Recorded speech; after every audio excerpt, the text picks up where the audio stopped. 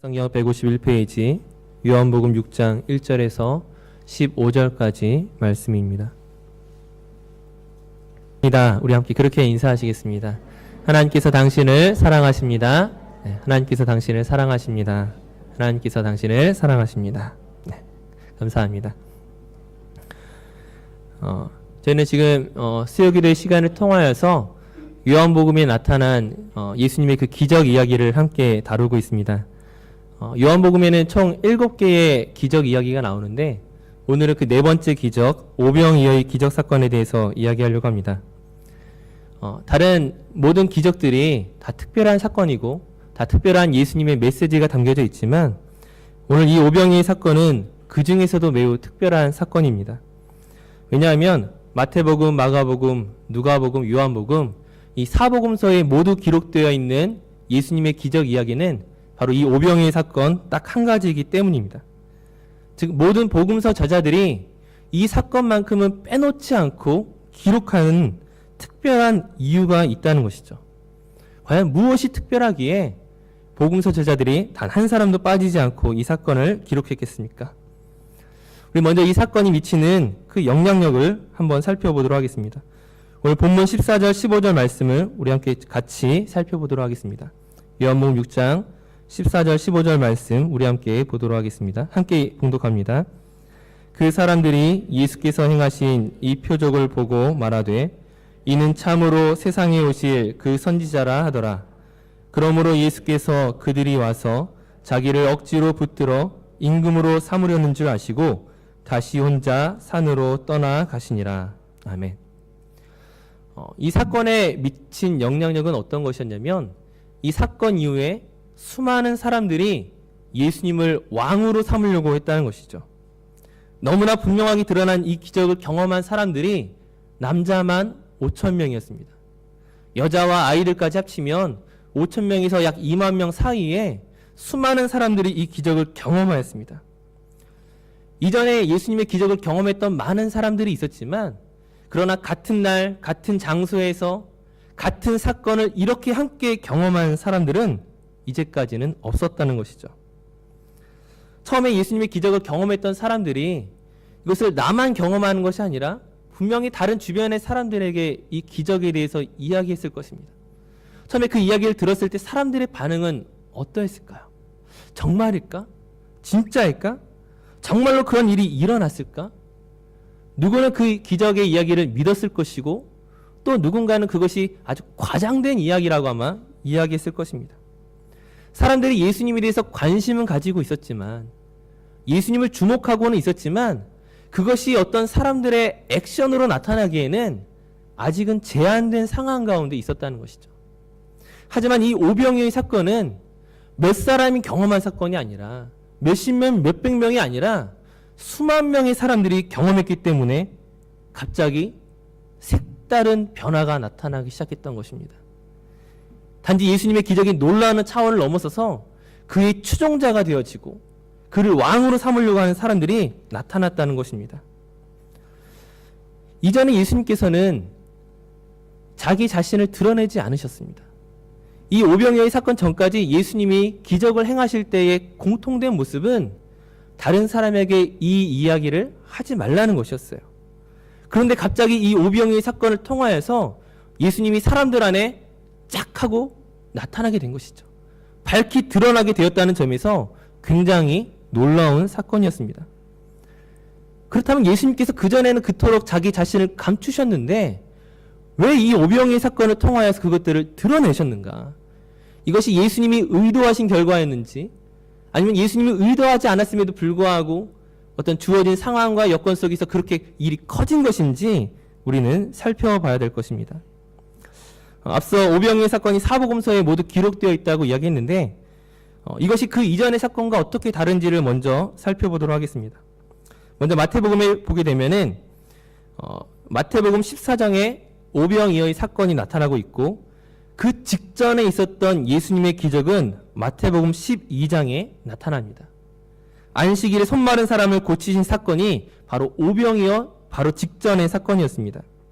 근데 이 기적 이후에 예수님이 이렇게 말씀을 하십니다. 마태복음 12장 15절 16절 말씀입니다. 마태복음 12장 15절 16절 우리 한번 같이 읽겠습니다.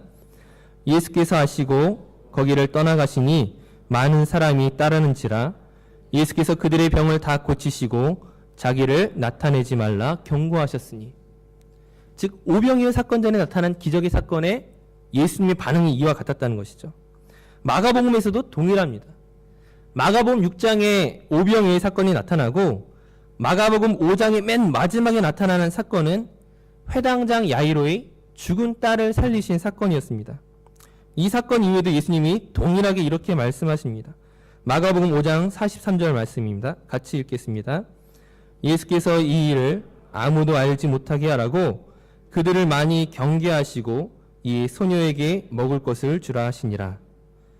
이 일을 아무도 알지 못하게 경계하셨습니다. 누가복음 9장에 나타난 오병이어의 사건 직전의 사건도 마가복음과 마찬가지로 회당장 야이로의 죽은 딸을 살리신 사건입니다. 마찬가지로 이때도 누가복음 8장 56절에 이렇게 말씀하십니다. 같이 봉독합니다.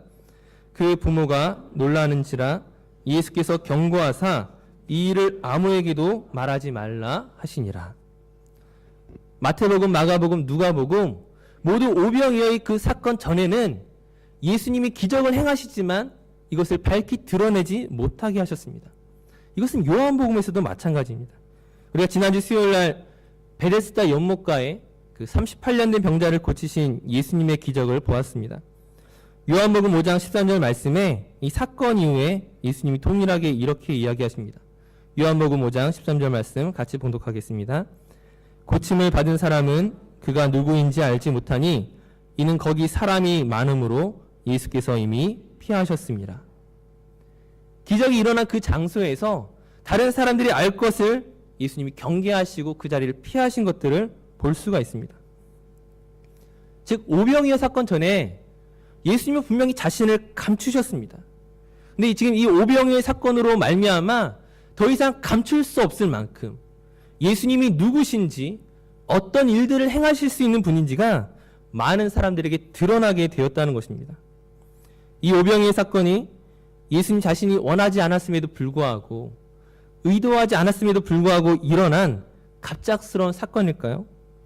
아니면 예수님께서 이것을 의도하신 결과일까요? 오늘 우리가 말씀을 통하여 살펴보고자 하는 것은 이것이 우발적인 사건이 아니라 수많은 기적이 일어나다가 사람들에게 밝히 드러난 것이 아니라 예수님이 이 사건을 통하여서 이 오병이어의 사건을 통하여서 예수님의 사역에 변화가 일어났다는 것이죠. 더 이상 자신을 감추는 것이 아니라 이제 내가 세상의 구주로 세상의 메시아로 온 것을 밝히 드러내기로 작정하셨다는 것입니다. 그것을 우리가 알 수 있는 이유가 무엇이냐면 그 전에 예수님께서 기적을 행하실 때에는 그 기적을 요청하는 사람들이 있습니다. 예수님에게 기적을 베풀어 달라고 은혜를 베풀어 달라고 요구하는 사람들이 있었지만은 이 오병이어의 사건만큼은 요구하는 사람이 없이 예수님께서 먼저 나서서 이 기적을 행하셨다는 것입니다. 물론 우리가 지난주에 살펴보았던 이 베데스다 연못가에서 일어났던 이 기적의 사건도 이 연못가에 있었던 이 38년 된 환자가 예수님을 향하여 요청하지 않았습니다. 예수님 저를 고쳐주세요라고 말하지 않았어요. 그럼에도 불구하고 우리가 이 사실을 통해 알 수 있는 것은 이 38년 된 병자에게 예수님 없이는 문제가 해결될 수 없다는 것들을 우리가 잘 알고 있어요. 회당장 야이로의 그 죽은 딸이 살아나는 것에는 누가 요청하지 않는 사람이 없다 할지라도 예수님 외에는 문제를 해결할 사람이 없습니다. 근데 이 오병이어의 사건이 특별한 점이 무엇이냐면 이것은 제자들의 요청이나 또는 모여있는 그 많은 무리들의 요구에 의해서 이루어진 사건이 아니기 때문입니다. 기적을 요구하는 사람들이 있었던 것이 아니라 제자들이 찾아와서 요구했던 것이 아니라 예수님께서 이 기적을 준비하고 계셨다는 것입니다. 지금 모여있는 무리들이나 제자들이나 지금 배고픔이 있고 갈증이 비록 있을지라도 이것을 예수님에게 요구해야 되겠다라고 생각한 사람은 단 한 명도 없었습니다. 그것은 이들이 넉넉한 사람이었기 때문이 아니라 분명히 이들이 하루 벌어서 하루 먹을 것을 걱정해야 하는 가난한 사람들이 대부분이었지만 이들이 먹을 것을 기대함으로 나오지는 않았기 때문입니다. 오늘 본문 2절 말씀을 보게 되면은 이들 무리는 이전에 행하였던 예수님의 기적을 보거나 또는 들었던 사람들입니다. 그런 기적을 기대하며 나오기는 했지만 그러나 그 기적이 오늘 나에게 먹을 것을 주실 것이라는 그 기대감을 가지고 나오지는 않았다는 것이죠. 약 2만 명에 가까운 이 많은 사람들 가운데 그 오병이어를 가지고 나왔던 어린 소년처럼 누구는 작은 도시락을 준비해서 왔고 아마 대부분의 많은 가난한 사람들은 그 도시락도 준비하지 못한 채 찾아왔을 것입니다. 하지만 그렇다고 지금 예수님에게 왜 우리에게 먹을 것을 주시지 않습니까? 우리에게 먹을 양식을 왜 주시지 않습니까? 라고 따질 만한 사람은 이 자리에 아무도 없었다는 것이죠. 이제 날이 저물어가기 시작했을 때 제자들이 예수님에게 찾아옵니다. 제자들의 요구는 먹을 것을 달라는 것이 아니라 이제 날이 어두워졌으니까 무리를 보내어서 각각의 마을로 가게 해서 그들이 각자 먹을 수 있도록 해주십시오. 즉 이제 모임을 마치자라는 거예요. 이제 모임을 끝내고 각자 흩어지면 알아서 식사를 할 것이니까 이제 그만 모임을 그만하는 것이 어떻겠습니까? 이것이 제자들의 요구였고 사람들의 생각이었습니다. 그런데 지금 먹을 것을 요구하시는 분은 오히려 예수님이십니다. 빌립에게 묻습니다. 예수께서 눈을 들어 큰 무리가 자기에게로 오는 것을 보시고 빌립에게 이르시되 우리가 어디서 떡을 사서 이 사람들을 먹이겠느냐? 이 사람들에게 어떻게 떡을 주겠느냐? 이 사람들이 어떻게 먹을 양식을 주겠느냐라고 예수님이 먼저 묻고 계십니다. 6절 말씀에 이렇게 빌립에게 물으시는 이유가 빌립을 시험하고자 하심입니다. 단지 빌립만 시험하시는 것이 아니라 제자들을 시험하시는 것이고 그리고 어떤 메시지를 우리에게 주시기 위함입니다. 즉 이 오병이의 사건은 1차적으로 제자들이나 또 다른 누군가의 요청에 의해서 시작된 것이 아니라 예수님의 시험이고 예수님의 테스트이고 이 테스트를 통하여 우리에게 주시고자 하는 어떤 목적들이 있다는 것입니다. 단지 예수님에게 능력을 보여주기 위한 자리가 아니라 단지 예수님이 기적을 행하실 수 있다는 것들을 말하기 위한 자리가 아니라 예수님이 어떤 분명한 목적과 의도를 가지고 이 오병이의 사건을 먼저 일으키시고 계시다는 것이죠. 예수님의 질문에 빌립이 대답을 합니다. 물론 그 대답은 예수님의 의도와는 달랐습니다. 빌립이 금방 계산을 해서 지금 각 사람으로 조금씩 받게 한다 할지라도 200데나리온이 부족할 것 같다라고 이야기합니다. 사실 이 부분에 있어서 요한복음과 마가복음이 약간 다른 어떤 그 설명들을 보여주고 있습니다. 요한복음에서 느껴지는 이미지는 우리가 가지고 있는 돈을 다 사용하면 이 사람들을 다 먹일 수 있지만 조금씩이라도 먹일 수 있지만 한 200데나리온 정도가 부족할 것 같다고 이야기하고 마가복음에서는 우리가 200데나리온을 가지고 있는데 이 200데나리온을 가지고서 이들에게 먹을 것을 사가지고 올까요? 약간 다른 뉘앙스를 가지고 있습니다. 하지만 분명한 것은 무엇이냐면 요한복음의 내용이든 마가복음의 내용이든 제자들의 답변은 틀렸다는 것이죠. 200데나리온이 아니라 그보다 훨씬 많은 돈이 있다 할지라도 과연 이들에게 먹을 떡과 양식을 줄 수 있겠습니까? 결코 그들이 이 문제를 해결할 수 없다는 것입니다. 오늘 본문 5절 말씀에 보게 되면 예수님의 질문은 이렇습니다. 우리가 어디서 떡을 사서 이 사람들을 먹이겠느냐? 어디에서 이 떡을 사겠느냐 하는 거예요. 그 요한복음의 첫 번째 기적이었던 그 갈릴리 가나의 혼인잔치 그 기적에 대해서 말씀을 드렸지만 이때 자급자족하는 이 당시 사회에서 돈이 있다고 물건을 구할 수 있는 것이 아니라는 거예요. 단지 한 개인의 결혼식을 준비하는 포도주조차 돈이 있어도 살 수 없는 그런 물류가 공급되지 않는 이 사회 속에서 작게는 5,000명, 많게는 2만 명이나 되는 사람들을 먹을 양식을 어디서 구할 수 있겠다 하는 거예요. 돈이 있다고 구할 수 있는 것이 아니라는 거예요. 그런 곳은 없다입니다.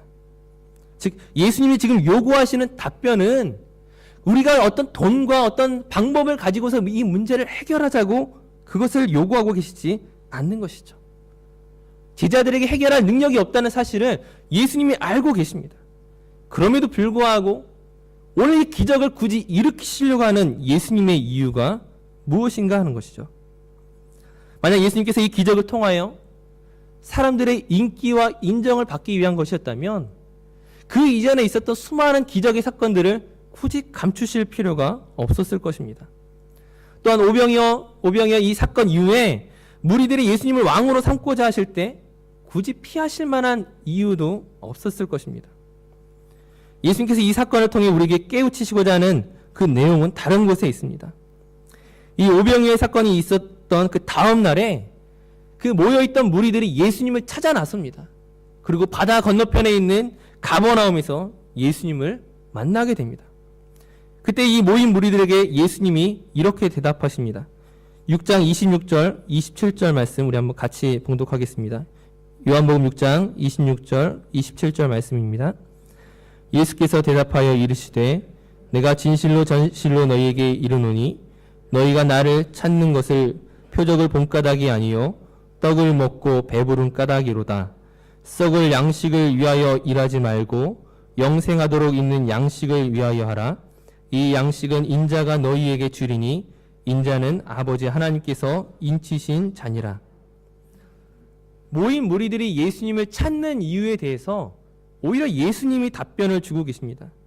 너희가 지금 나를 찾고자 하는 이유는, 너희가 지금 나를 만나고자 하는 이유는 너희가 표적을 보았기 때문이 아니라고 말씀하십니다. 여기서 예수님이 말씀하시는 표적과 그 기적이란 무엇입니까? 이 기적을 통하여 어떤 것들을 우리는 알 수가 있습니까? 예수님이 하나님이 보내신 선지자요 메시아임을 밝혀주는 사건이 바로 기적입니다. 하지만 오늘 본문 14절에서 사람들이 이는 참으로 세상에 오실 그 선지자라 하더라 라고 고백하였지만 그 기적을 말미암아 예수님을 하나님의 선지자로 인정한 것처럼 보였지만 막상 예수님은 너희가 나를 찾은 까닭은 표적 때문이 아니다. 너희가 나를 예수 그리스도를 메시아로 인정하기 때문에 지금 나를 찾아온 것이 아니라 지금 너희는 단지 배부르기 때문에, 당장 너희들의 어떤 궁핍함이 해결되었기 때문에, 너희들이 어떤 이유와 만족을 경험했기 때문에 찾아왔을 뿐이지 너희는 이 표적을 통하여 나를 하나님의 아들로 메시아로 인정하지 않고 있다라고 말하고 있습니다. 지금 이 모여있는 무리들은 예수님이 만약 그리스도요 메시아라고 믿었다면 행할 수 없는 반응들을 나중에 보여줍니다. 즉 기적이 그 사람들에게 영향력을 주지 못했다라는 거예요. 지금 이 모인 무리들이 예수님을 왕으로 삼으려고 하는 것처럼 보이지만 이 무리들이 나중에 예수님이 예루살렘에 가셨을 때 어떻게 바뀝니까? 예수님 예루살렘에 입성하실 때에 많은 사람들이 예수님을 환호하고 박수를 치고 환영하였습니다. 예수님과 함께 수많은 무리가 함께 예루살렘에 입성하였지만 불과 며칠 후에 예수님이 고난받으시는 그 현장에 단 한 명의 무리도 그 자리 가운데 있지 않았습니다. 즉 그들은 표적을 보았지만, 기적을 경험하였지만 예수 그리스도를 메시아로 인정하고 믿은 것이 아니라 단지 그들에게 떨어지는 어떤 콩고물, 어떤 유익과 만족을 위해서만 따라다녔음을 그들 자신이 증명하였고 예수님은 그것들을 알고 계셨다는 것이죠. 분명히 기적은 그 모여있는 수많은 무리들을 흥분시킵니다. 아마 더 많은 사람이 모여있으면 모여있을수록 그 시너지 효과는 더 강렬하게 나타날 것입니다. 이 오병이의 사건을 경험했을 때 그 2만 명이나 되는 가까운 그 많은 사람들이 아마 감정적으로는 최고의 흥분 상태에 있었을 거예요. 하지만 그들에게 과연 믿음이 있었느냐? 과연 그들에게 어떤 그리스도를 구주로 고백하는 신앙이 있었느냐? 그들에게 어떤 변화가 있었느냐? 예수님은 그것이 아니라는 것들을 알고 있었다는 것이죠. 지금 너희가 나를 쫓아다니는 것은 단지 일종의 호기심과 너희들에게 떨어지는 어떤 이익 때문이지 너희들에게 진정한 변화가 지금 있지 않다라고 말씀하십니다.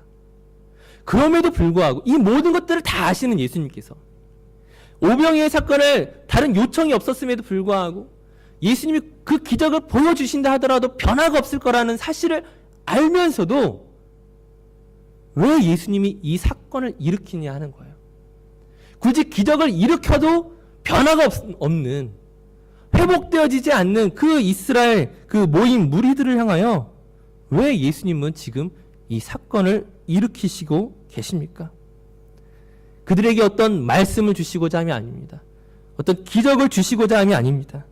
그들에게 어떤 변화를 요구하시고자 함이 아니라 정말 예수님에 대해 관심이 없는 이 무리를 향하여, 인생에 진정으로 필요한 것이 무엇인지 모르는 이 사람들을 향하여 영생이란 어떤 것인지, 우리 삶의 목적이 어떤 것인지 관심이 없는 이 사람들에게 단지 기적이나 먹을 양식을 주시고자 함이 아니라 무엇이 필요한지조차 모르는 그들에게 예수님이 주시고자 하는 것은 바로 예수님 자신이라는 사실입니다. 지금 이 기적은 단지 어떤 기적으로서 나타내는 것이 아니라 이들의 어떤 궁핍함과 필요를 채우기 위해서 나타나는 사건들이 아니라 예수님이 자기 십자가에 지시고 자기를 생명의 떡으로 주시고자 하는 그 고난과 그 희생에 대한 예표적인 사건으로서 예수님 자신이 드러내는 사건이라는 거예요. 지금 이 오병이어 사건을 일으키는 것은 사람들의 요구에 의한 것이 아니라 예수님 자신이 지금 나의 사역이 어떠한 과정 가운데 있고 나의 사역이 앞으로 어떻게 진행될 것인가를 예표함으로 보여주기 위해서 일으키시고 계시다는 사실입니다. 요한복음 6장 35절에서 37절 말씀을 한번 같이 보도록 하겠습니다. 모인 무리들에게 예수님이 이렇게 말씀하십니다. 요한복음 6장 35절, 36절, 37절 말씀 같이 봉독합니다. 예수께서 이르시되 나는 생명의 떡이니 내게 오는 자는 결코 줄이지 아니할 터이요 나를 믿는 자는 영원히 목마르지 아니하리라. 그러나 내가 너희에게 이르기를 너희는 나를 보고도 믿지 아니하는도다 하였느니라. 아버지께서 내게 주시는 자는 내게로 올 것이요 내게 오는 자는 내가 결코 내쫓지 아니하리라. 너희는 나를 보고도 믿지 않는다. 너희는 이 모든 기적들을 경험하였지만 사실 너희가 하나님을 알만한, 예수 그리스도가 진정한 구원자이고 메시아라는 사실을 알만한 믿음이 너희에게 없다는 것들을 주님은 알고 계십니다. 그 무리들뿐만이 아니라 오늘 예배한 우리 자신도 마찬가지입니다. 우리가 하나님을 먼저 알아서 그 하나님의 구원과 예수 그리스도의 그 은혜와 사랑이 너무나 귀한 것임을 내가 알고 이 자리 가운데 나왔습니까?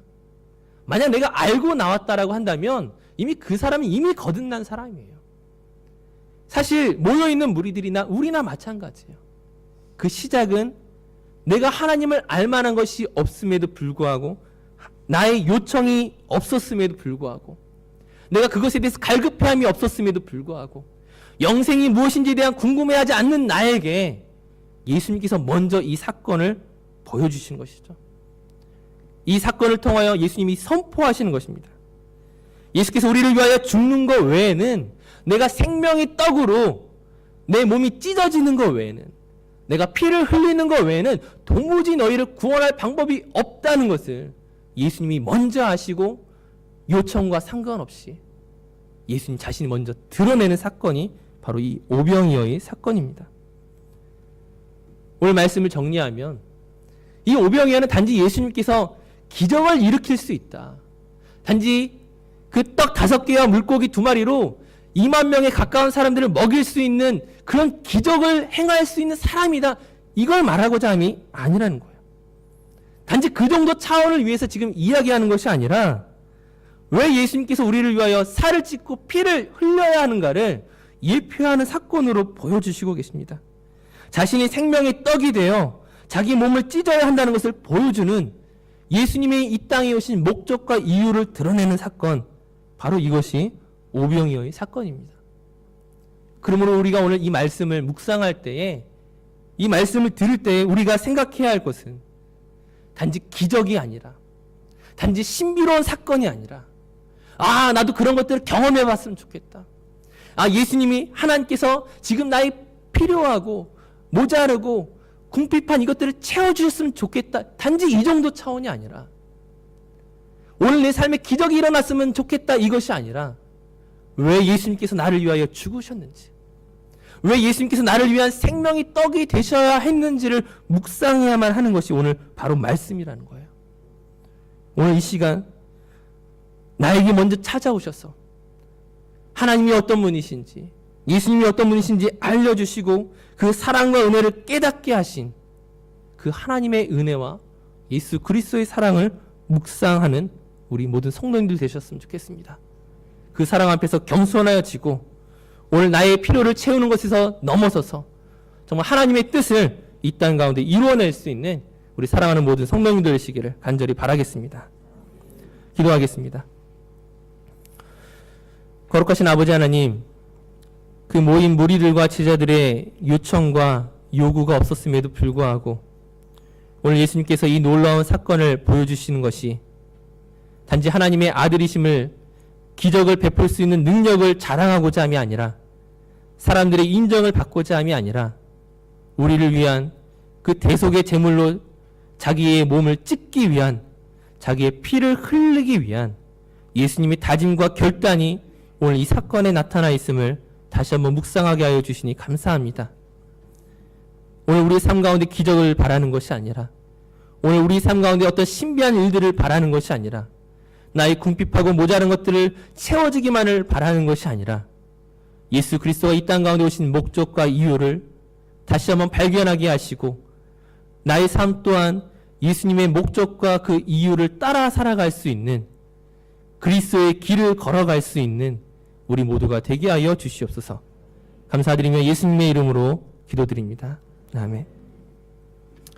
우리 찬송가 523장 우리 함께 찬송하시겠습니다.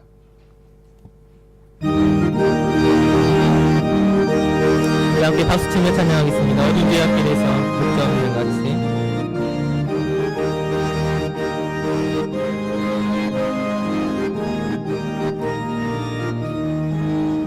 어두운 죄악길에서 목자 없는 양같이 모든 사람 길 찾아 헤맨다.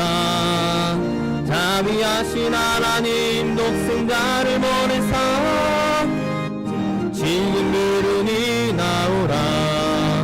이때라 이때라 주의 갱을 받을 때가 이때라. 지금 주께 나와 겸손하게 아뢰라. 구원함을 얻으리 험한 십자가 위에 달려 돌아가신 주 다시 살아나셨네. 기쁘다. 죄인 구원하실 때여서 주께 나와 귀신 은혜 구하라 이때라 주의 갱률 받을 때가 이때라. 지금 주께 나와 겸손하게 아뢰라. 구원함을 얻으리 주의 귀한 말씀에 영원 생명 있나니 주님 너를 용서해 주신다. 주가 부르실 때에 힘과 정성 다하여 주의 은혜 받으라. 이때라 주의 갱을 받을 때가 이때라. 지금 주께 나와 겸손하게 아뢰라. 구원함을 얻으리 세월 빨리 흐르고 세상 친구 가는데 너의 영혼 오늘 밤 떠나도 주의 구원 받으면 천국에서 영원히 주와 함께 살리라. 이때라 주의 갱률 받을 때가 이때라. 지금 주께 나와 겸손하게 아뢰라. 구원함을 얻으리 아멘. 주기도문으로 오늘 수요기도회를 마치겠습니다. 하늘에 계신 우리 아버지의 이름을 거룩하게 하시며 아버지의 나라가 오게 하시며 아버지의 뜻이 하늘에서와 같이 땅에서도 이루어지게 하소서.